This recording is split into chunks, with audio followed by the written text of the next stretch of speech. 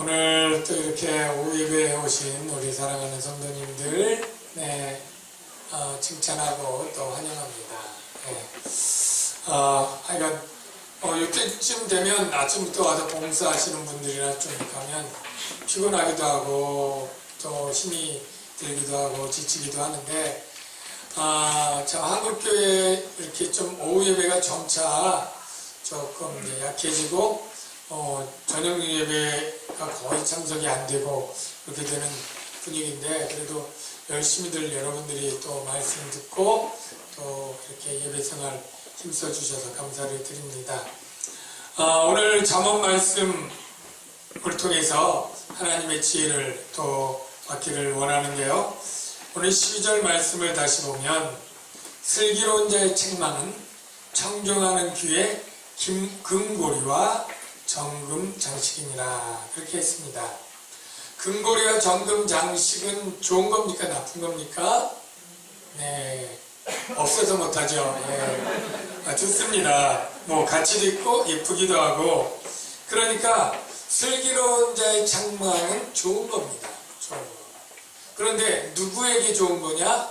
청종하는 자에게 좋은 것입니다. 네. 청종하지 않는 자에게는 아무 소용이 없어요. 우리가 돼지에게 진주를 던지지 말라, 그렇게 얘기를 하잖아요.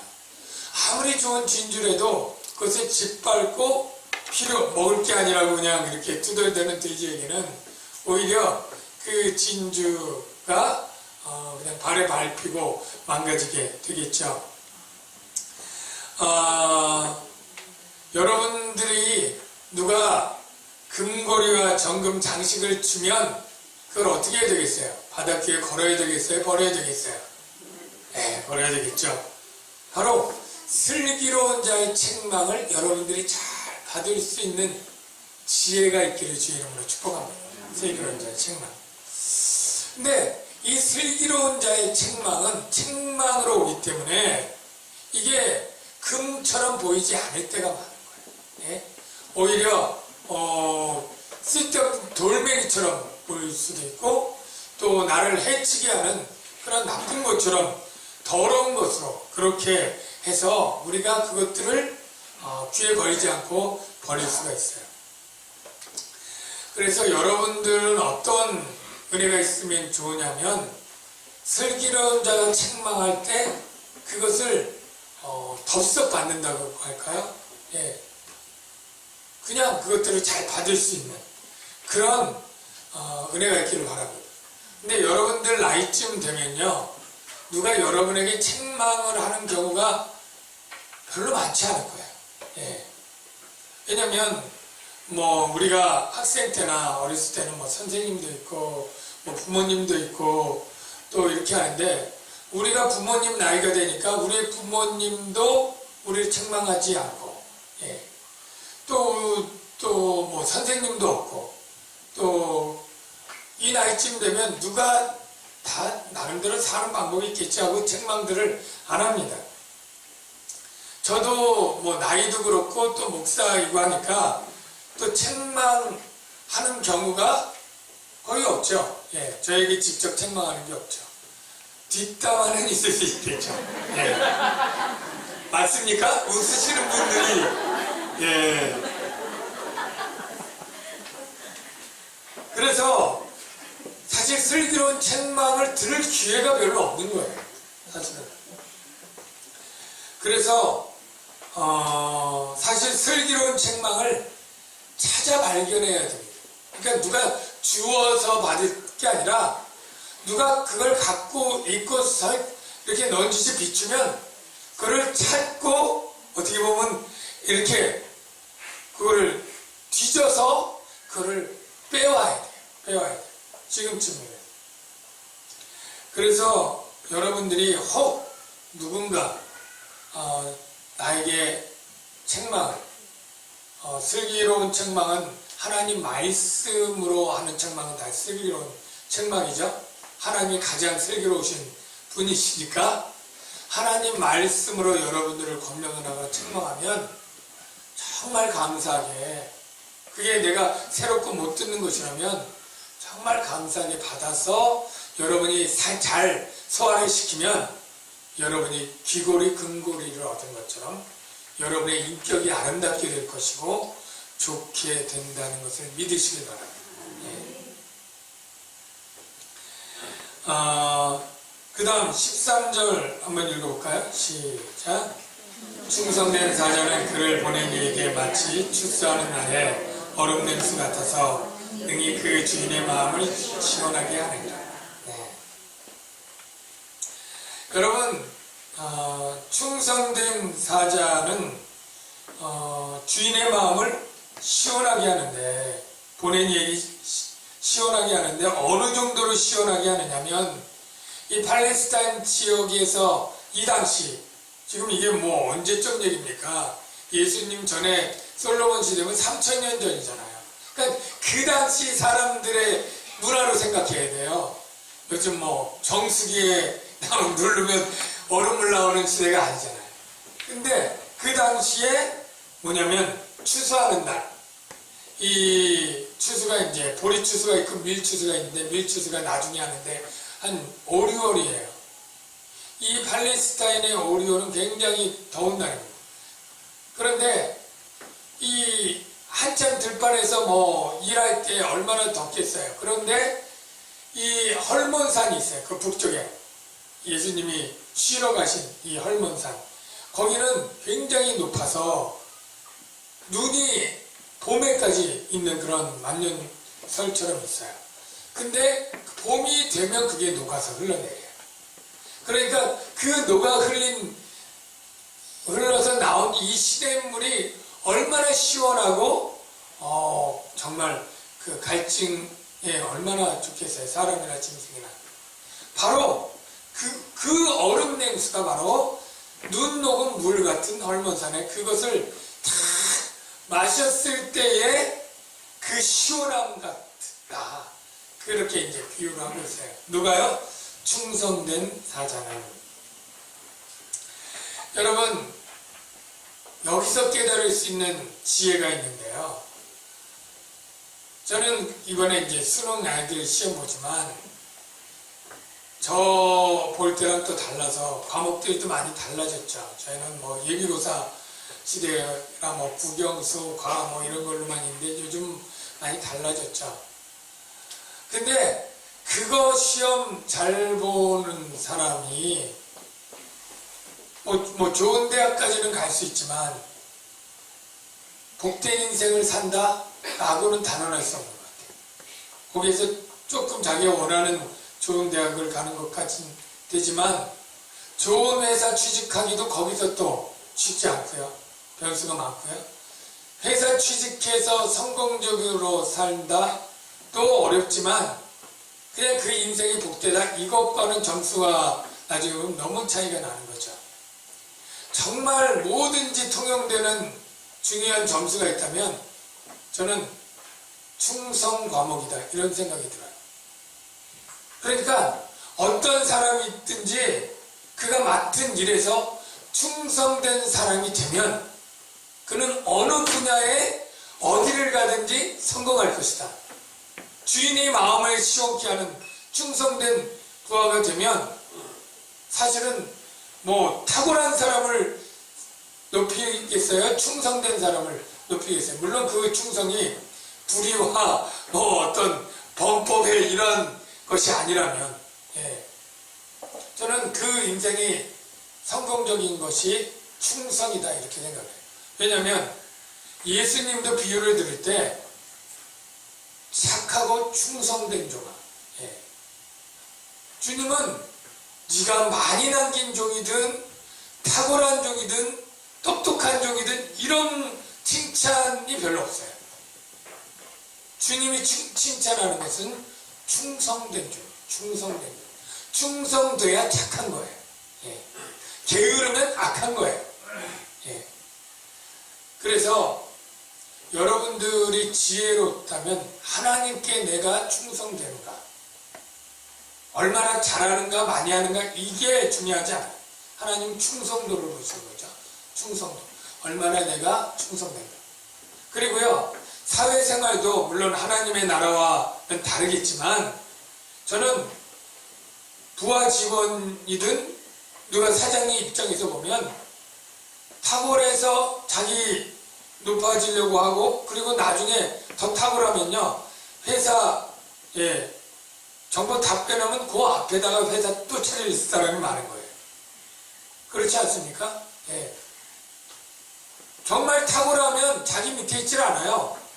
자기 밖으로 나가거나 더 좋은 회사로 가거나 자기의 경쟁 상대가 되거나 이렇게 되는 거예요.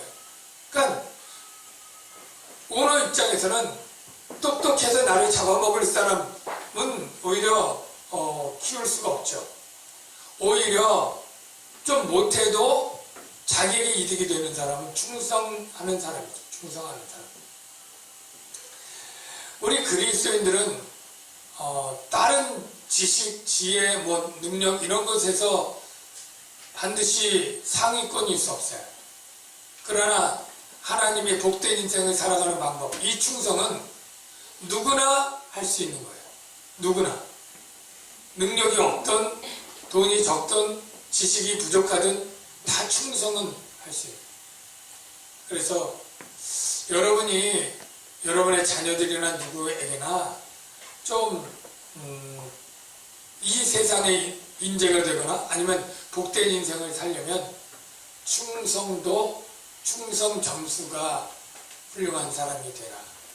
이게 하나님의 지혜라고 믿습니다. 14절 말씀 볼까요? 시작.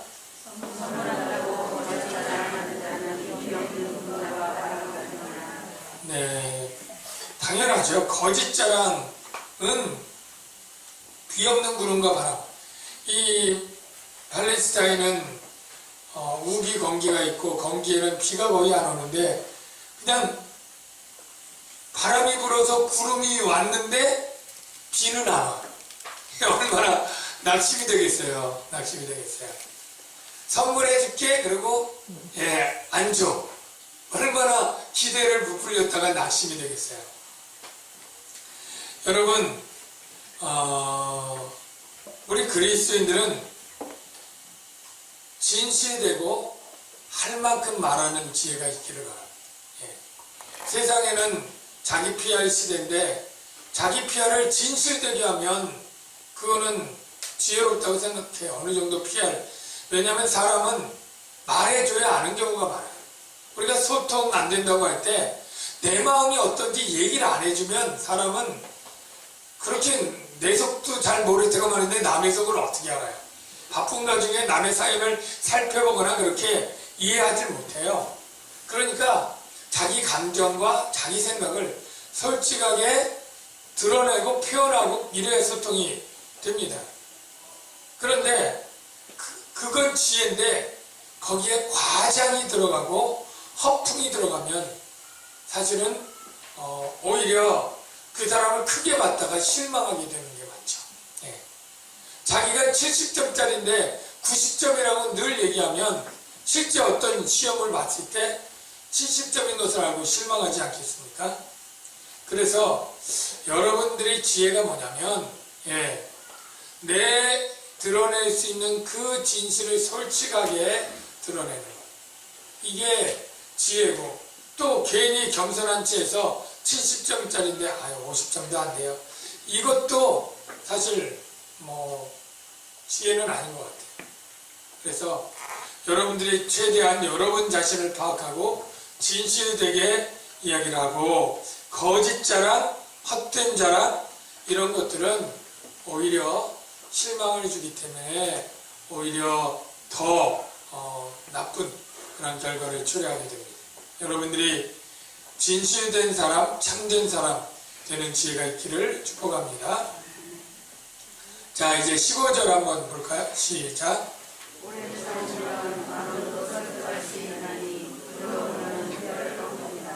네. 어떤 사람 장기리에 보니까 혀가 정말 얇아가지고 혀를 막 이렇게 옆으로도 이렇게 오물기도 하고 이렇게 하는 사람도 있고 혀로 코끝에 닿는 사람도 있고 그런 거 어렸을 때 막 하잖아요. 근데 저는 혀가 굵어서 다 안 되더라고요. 하나도 안 돼요. 물론 여기 부드러운 혀는 그런 실제적인 혀의 문제를 얘기하는 것은 아니고요. 예. 오래 참으면 관원도 설득할 수 있다와 같이 나왔으니까 부드러운 혀라는 것은 온유하고 또 오래 참는 그러한 성품이 강한 사람, 뼈처럼 아주 강한 사람도 나중에 들어주게 하고 자기 편이 되도록 부드럽게 만든다는 것이죠. 재판에서 재판장에게 송사가 걸렸어요. 그 재판장에게 유리하게 되는 것은 바로 부드러운 혀다라는 것이죠. 오히려 뼈라는 것은 상대방에 대해 강한 적대감과 장벽과 분노로 대하는 것을 말해요. 근데 그렇게 뼈로 나가면 오히려 꺾이고 온유한 언행과 오래 참고 인내하는 성품으로 나가게 될 때 오히려 인정과 칭찬을 받게 되고 또 관용을 얻게 되는 거예요. 우리가 강한 통뼈, 용가리 통뼈라는 그런 옛날에 용가리라고 하는 괴물 있을 때 그 통뼈가 얼마나 세겠어요. 그러나 아무리 내 뼈가 통뼈라도 다른 뼈를 꺾어서 부러뜨리기에는 어려운 거예요. 그렇게 부러뜨리면 깁스한 다음에 나은 다음에 또 덤빕니다. 오히려 부드러운 혀로 뼈를 대하면 뼈가 녹아지고 사라져서 내 편이 되는 거죠. 지혜는 상대방을 완전히 설복할 수 있고 완전히 꼼짝달싹 못하도록 묵사발을 만들 수 있는 그러한 어떤 실력, 증거 이게 아닙니다.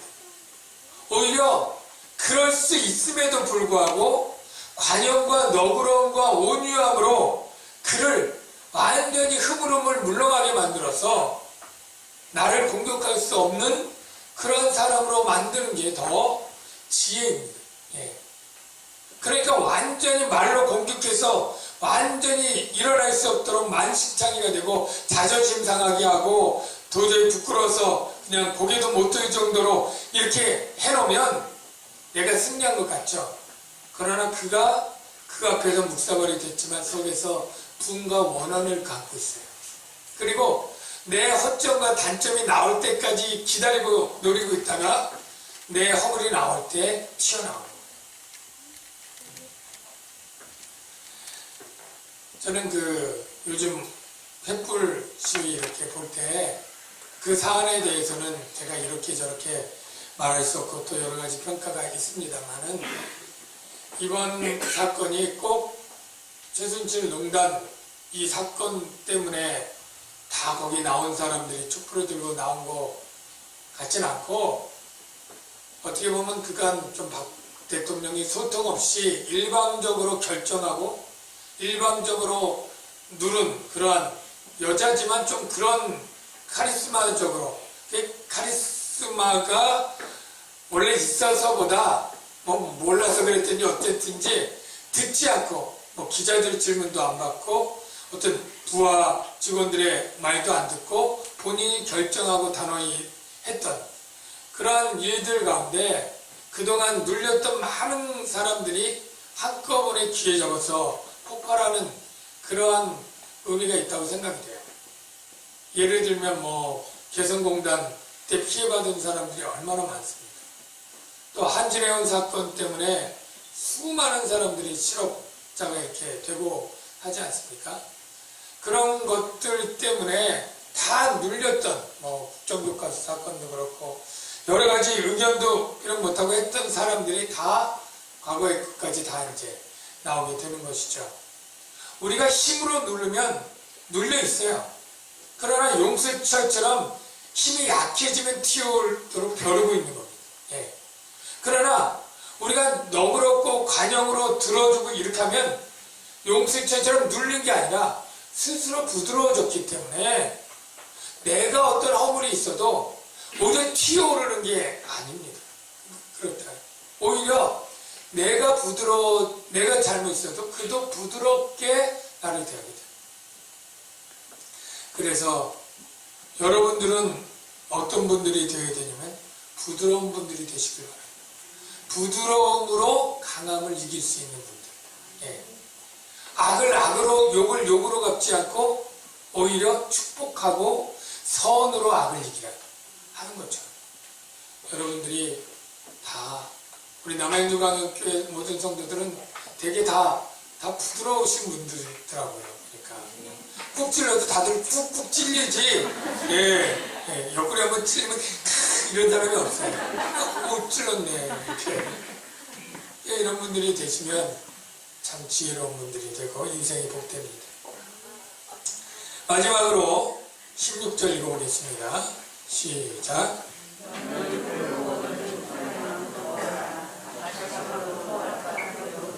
네, 꿀이라는 것은 그 3000년 전에는 단 게 뭐가 있겠어요.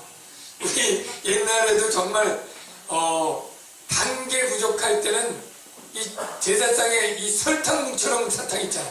그게 뭐가 맛있겠습니까? 요즘 애들은 뭐 줘도 안 먹을. 근데 그 사탕이 정말 땡기는 거 있죠. 그냥 뭐 빨간 거 뭐 이런 그냥 뭐 맛이란 건 없어요. 단맛밖에 없어요. 그러나 그게 그렇게 귀할 때면 그 더 오래 이 꿀이라는 게 얼마나 맛있는 음식이겠어요.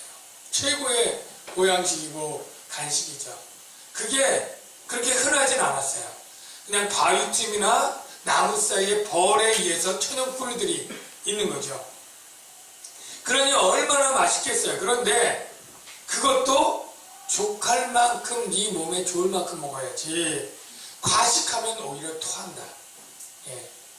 유익이 없고 해를 끼친다. 이런 거예요. 과한 것이 나쁘다. 한마디로 아무리 좋아도 과한 건 나쁩니다. 요즘 한동안 고지방 다이어트 이런 거 있었잖아요. 말만 해도 웃으시네. 저도 좀 이거 해보자. 몇 분 또 하신 분도 있더라고요. 그래가지고 한 달 정도 했는데 2kg 빠졌어요. 2kg 한 달에. 그래서 결론이 뭐냐면 고지방 다이어트가 나쁘다 이게 아니라 뭐든 많이 먹으면 안 빠진다는 거예요. 뭐든 많이 먹으면. 그래서 좀 해봐서 유익이 없진 않았지만 이 목회하는 데 많이 불편하더라고요. 성도들이랑 같이 좀 식사하면서 얘기하려고 하는데 맨날 식당이 우리 성장만 같이 합니다만 맨날 저 고기만 먹으러 갈 수도 없고 그래서 이쯤에서 접자 그래가지고 이제 공식적으로 접었으니까 부담 갖지 마십시오. 뭐든지 그건 그냥 상식인 것 같아요. 과한 것은 오히려 좋지 않을 수 있습니다. 음식도 그렇고요. 다이어트도 옛날 그 프랑스의 이 모델 중에 너무 다이어트해서 오히려 죽은 그런 모델이 있잖아요. 그래서 오히려 너무 마른 체형의 모델은 쓰지 않자 그런 결정을 내릴 정도로 그걸 거식증이라고 그러나요? 너무 안 먹어서 완전 삐쩍 마르도록 흉하도록 그것도 건강을 해치고요. 반대로 운동도 과한 것은 해칩니다. 여러분 저도 운동 굉장히 좋아하는데 운동이 많이 되면 활성산소가 쌓이고 이 활성산소가 일정 기간 피로로 풀어지지 않냐면 그 몸이 노화를 촉진하고 여러 가지로 이제 해롭게 되죠. 뭐든지 그렇습니다. 젊었을 때 우리가 부부의 사랑도 과하면 오히려 병이 되기도 하고요. 그런 얘기도 하죠. 전에 명절에 저기 화투나 당구나 술 한잔이나 바둑이나 이런 취미 오락들이 있지 않습니까? 이런 것들이 죄입니까? 이런 식의 질문들을 좀 받는 경우가 있어요. 저는 죄라고 생각지 않습니다. 예. 뭐 1년에 한두 번 모여서 할 수도 있겠죠. 뭐 윷놀이를 하기도 하고 고스톱을 치기도 하고 당구를 치기도 하고 뭐 카드놀이라고 뭐 바둑을 두고 당기 낚시 뭐든지 우리가 할 수 있다고 생각해요. 자유롭게. 그런데 그것이 과하면 도박이 될 수도 있고 마음이 상할 수도 있고 중독이 될 수도 있고 그런 의미에서 우리가 절제가 너무너무 중요하다라는 거예요. 네. 암만 꿀이 좋은 거라도 과하면 해롭은 것처럼 우리 삶 속에서 하나님이 우리에게 다양한 것들을 잘 절제하고 하면 그런 것들이 뭐 나쁘다고 죄라고 할 수 없지만 그게 과하게 되면 매니아가 되고 그 좋은 말이고 또 중독이 되고 예. 그래서 중독이 되면 반드시 특징이 뭐냐면 내 건강한 생활을 해롭게 합니다. 뭔가 문제를 일으키고 나쁜 것을 만들어내요. 예. 피해를 가게 하는 것이죠. 그래서 축복합니다. 우리가 과한 것은 부족한 것보다 못하다 이런 말이 있는 것처럼 성령의 열매 중에 좋은 거라도 절제, 은사도 절제, 뭐 방언 받았다고 그냥 막 때도 시도 없이 방언 기도하는 그것도 절제. 예. 정말 좋은 것, 성령의 은사와 열매, 성령의 은사들도 좋게 되려면 절제가 필요하다면 이 세상의 문화의 많은 것들도 절제하지 않고 과하면은 해가 될 수 있고 오히려 잘 절제되고 다루어질 때, 컨트롤질 때 그것이 우리를 유익하게 되고 복되게 할 수 있다는 것. 여러분이 지혜롭게 잘 결정하고 선택하는 분들 되시길 주의 이름으로 축복합니다. 우리 말씀을 생각하며 잠시 묵상으로 기도하겠습니다.